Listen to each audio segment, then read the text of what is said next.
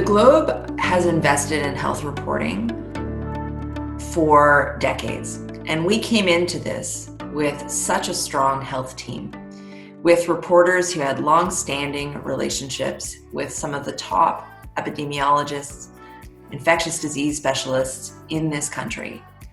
We had the country's top health columnist, Andre Picard.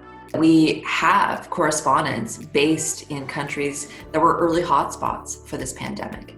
Nathan Vanderclip in China was reporting on this weeks and months before anyone in Canada really even knew what COVID was. He sent out those kind of early warning calls of something very bad is coming. And we had Eric Regule in Italy.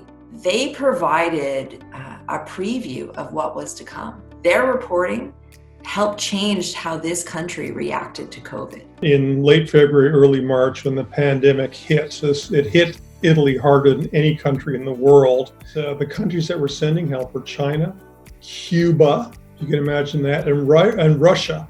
There were convoys of Russian trucks. And that's shocking to anyone who went through the Cold War, as I did. And, the EU is trying to make up for lost time, but for the most part, it was every country for itself. For me, the most important story that the Globe has written during this pandemic is a column that Andre Picard wrote in early March. And the headline was, "It's time to shut it down, Canada." My job is to take the science and put it into understandable words for the public. And you had to send that really blunt message to politicians, to the public. This is serious now, we have to act. We work as a team at the Globe. So a lot of us, we talk every morning about what's going on in COVID, what's coming next, where should we put our focus? So all that comes together to sort of form your opinion. You see this whole mass of stuff and you have to boil it down into 700 words. This little tiny nursing home in Bobcaygeon, Ontario, called Pinecrest Nursing Home, somebody who was living there had posted to Facebook to say, this home is overrun, it has a ton of COVID, and all of their staff is infected. They had stopped testing after just a couple of cases, and so it looked, when you looked at the official numbers, like this was a very small and manageable outbreak, when in fact it definitely was not.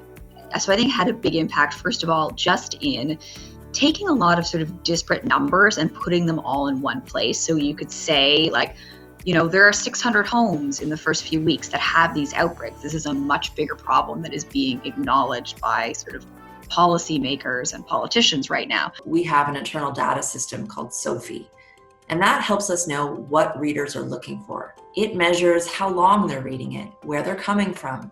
We could see in those early days that people wanted the news. They wanted the updates. What's closing? How many cases are there? We could also see that what people wanted was service. They needed articles to help them make decisions. Can I go to the grocery store right now? Should my kids still be going to school? Should I be wearing a mask?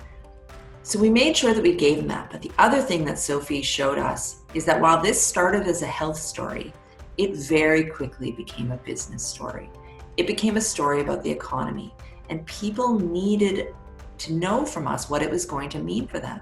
They wanted to know from Andy Willis and Rob Carrick, what is this going to mean for my portfolio? What is this going to mean for my job?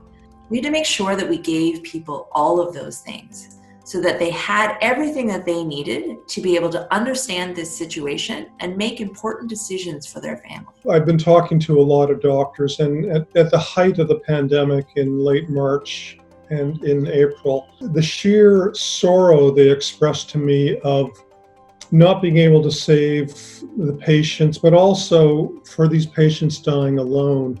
So these doctors would give them iPads so they could record their last messages to their family before dying, because their family couldn't visit them in the hospital. Here I was in the middle of a pandemic. I am walking distance from pandemic hospitals in Rome where people were dying in the dozens every day. I didn't see any of it. I couldn't be there. It's been hard to not be able to go into hospitals or not to go into nursing homes, not to meet people in person. So we've had to figure out how to do a lot of things over FaceTime or Skype or Zoom. I think a really important message of the pandemic is it's kind of shone a light on weaknesses that we already had. So it didn't tell us anything new. It just reminded us of things we should have known for a long time. So we've seen this real crisis in long-term care. I think the pandemic is forcing us to rethink how our cities are built. So I think if we learn those lessons and we change, then I think some good will come from the pandemic. I think COVID is going to be with us for a very long time. But I feel so confident in the team of reporters at the Globe and their ability to tell this story and also drive change to make sure that we respond as a country in a way that's going to save lives.